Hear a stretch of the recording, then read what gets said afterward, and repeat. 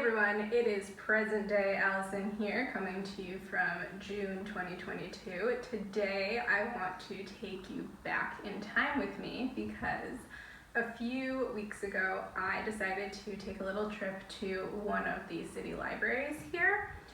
There is one that's really close to my house and there are other branches throughout the city, but this one is like the main city library branch and it's arguably the best one. To me, it's the best one because it has the largest selection of English books, but it's also just the largest in general. It has a lot of levels and a lot of cool displays and a nice children's section and all of that. So I thought that it might be nice to take you along with me as I visit the library and find some books to check out for myself and to use in my library classes. So come along back to April 2022 and let's go visit the library.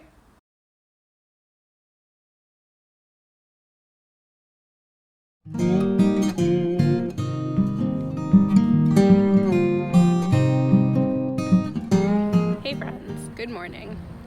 It has been a really long time since I've gone to the public library. There's one that's pretty close to my house, but it doesn't have a great English selection, so I'm going to take advantage of the weekend to go to the farther away library with more English books, and I thought I would take you along with me. I am waiting for the tram. I timed things absolutely horribly, so we're gonna wait and then we're gonna go. Let's go see the library.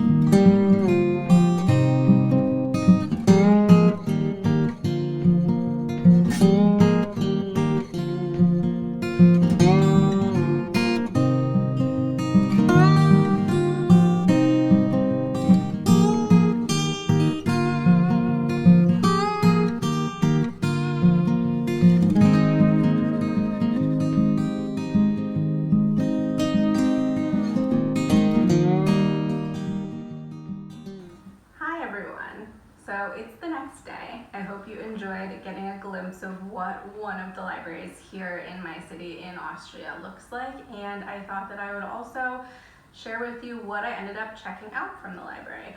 A little mini library haul, if you will. So first up, I have a stack of picture books that I checked out, and these I'm mostly hoping to either read as like a tryout to see if I want to buy them for my library or use in my library if it's not something that I have. First I got Nobody Like a Book. This is by Alan Wolfe and Brianne Farley, and this seems like it would be a really cute book to read at the beginning of the school year when you're first introducing kids to the library. So this is kind of a tryout for that to see if I want to use it at the beginning of next school year. Then the first graders at my school just started a new unit that is all about feelings, and we have some feelings books, but they're not the greatest, so I was on the lookout for other ones that I might want to use as read-alouds, and I found two: Don't Worry Little Crab by Chris Houghton and The Worrysaurus by Rachel Bright and Chris Chatterton, and I am going to use at least one of those for read-alouds for first grade. I think I'm leaning toward The Worrysaurus, but we shall see.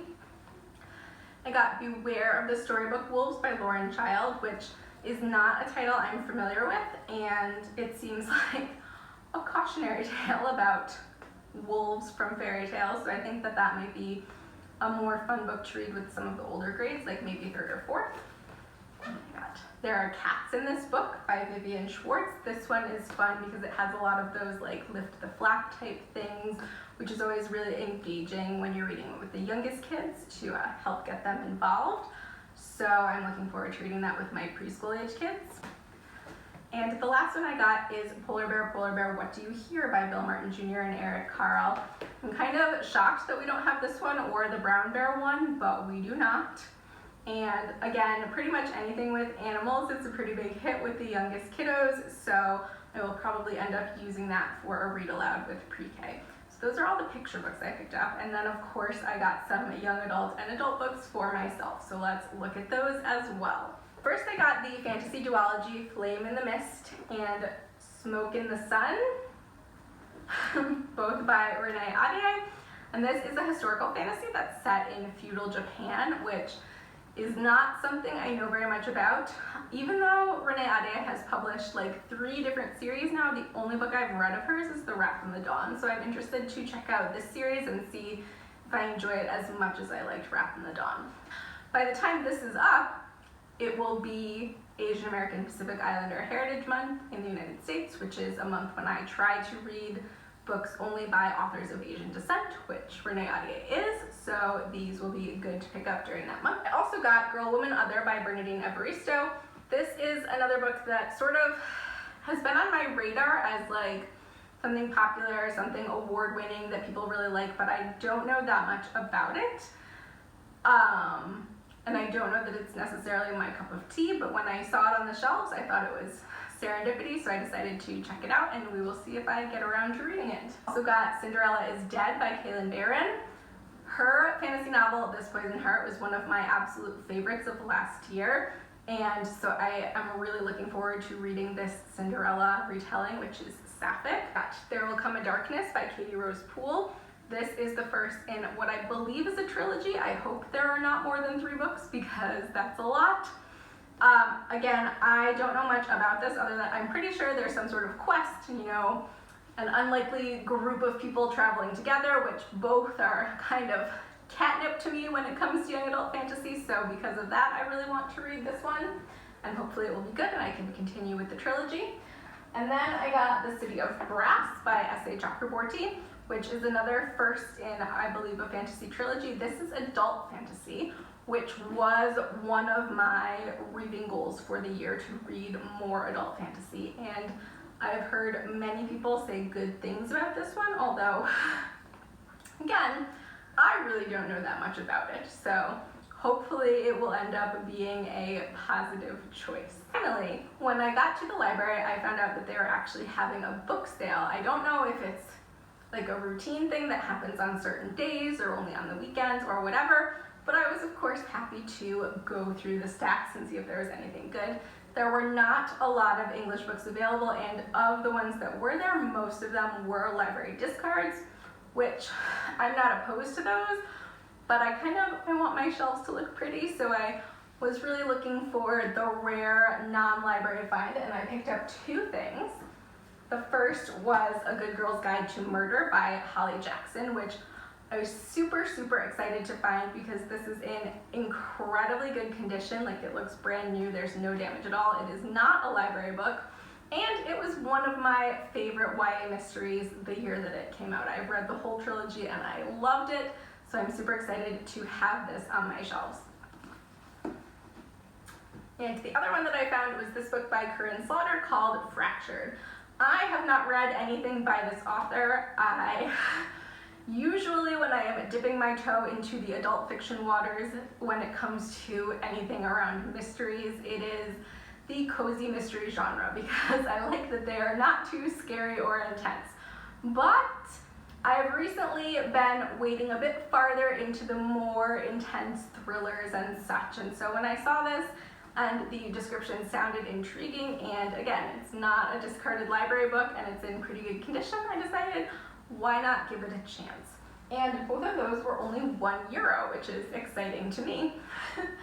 So that's everything I ended up getting at the library yesterday. I hope you enjoyed coming along with me, and I would love to hear if you are a user of your public library and what you like about using the library. So if you want to share, feel free to leave me a comment. Otherwise, I will see you next time.